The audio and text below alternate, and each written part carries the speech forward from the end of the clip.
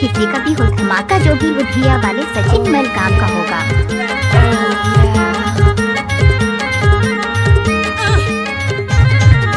चार दिन रूपा के गर्मी के दिने माओ, गर्मी के दिने माओ, हाँ चलना बिहा कराबो हिच दिन माओ, हिच दिन माओ ना। अरे सुन एमपी वाली तोला ले जाऊं छत्तीसगढ़ माओ, हाँ अरे सुन माया वाली तोला ले जाऊं छत्तीसगढ़ माओ, हाँ।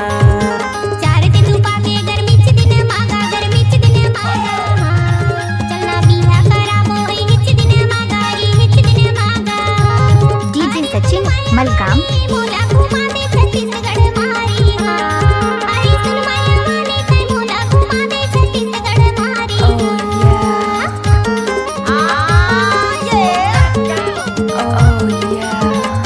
What's up, y'all?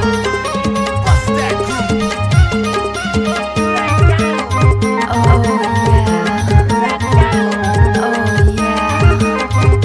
DJ Sachin जोगी बुधिया वाले। अरे चुप चुप के मिलबो कहते के दिन ले वो, अरे चुप चुप के मिलबो कहते के दिन ले वो। चलना बिहा कराबो हिच मिले ना हो, तोला ले जाऊं छत्तीसगढ़ मारे, हाँ चलना बिहा कराबो हिच मिले ना हो, तोला ले जाऊं छत्तीसगढ़ माओ, हाँ। चार दिन रूपा के गर्मी के दिने माओ, गर्मी के दिने माओ, हाँ चलना बिहा कराबो हिच दिन माओ, हिच दिन माओ ना। अरे सुन माया वाले तोला ले जाऊं छत्तीसगढ़ माओ, हाँ अरे सुन एमपी वाली तोला ले जाऊं छत्तीसगढ़ माओ, हाँ।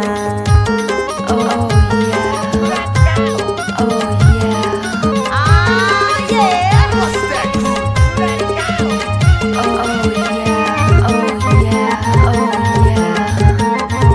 डीजे सचिन मलकाम। अरे तोरे जिनाओं की चूड़ी पहिरा के, What's up, y'all?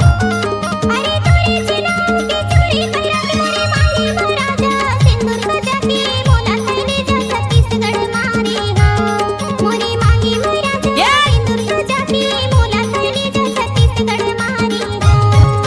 चार दिन रूपा के गर्मी के दिन मारी, गर्मी के दिन मारी, डीजे सचिन जोगी बुधिया वाले। हिच दिन मारी, हिच दिन मारी।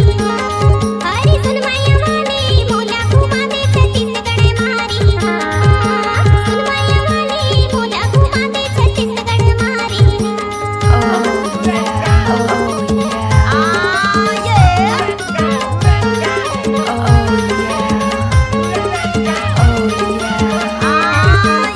Bust that groove. What's up, y'all?